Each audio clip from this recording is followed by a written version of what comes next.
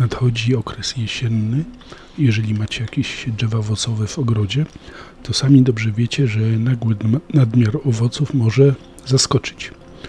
Nas ta sytuacja spotyka co roku. W ogrodzie są posadzone 3 jabłonie, a liczba jabłek myślę, że przekracza kilkadziesiąt kilogramów.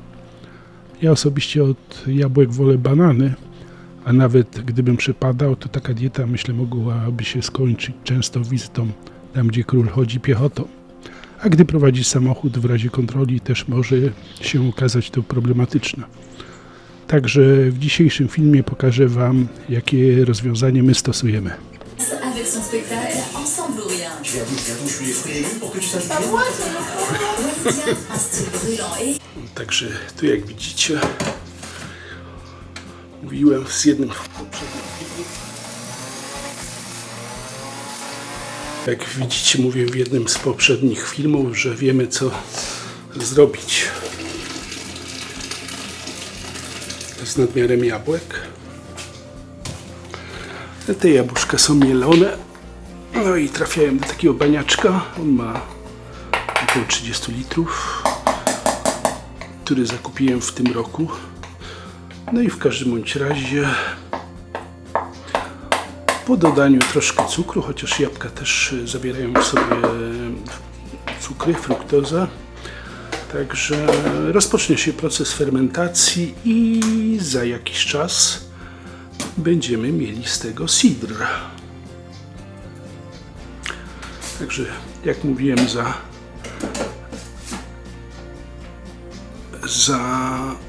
za jedzeniem jabłek to tak przypadam średnio, natomiast cidr od czasu do czasu sobie lubię wypić.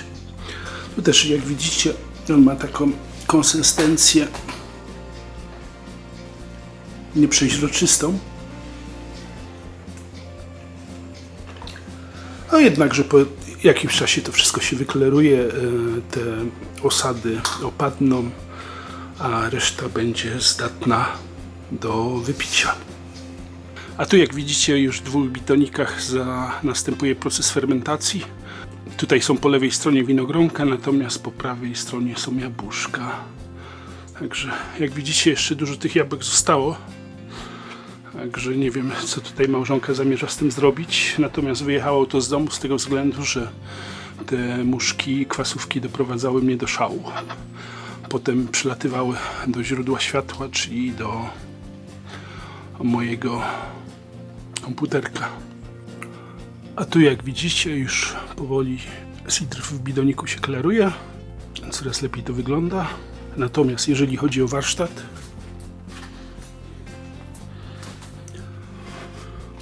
to miał być warsztat, a jest składnica jabłek.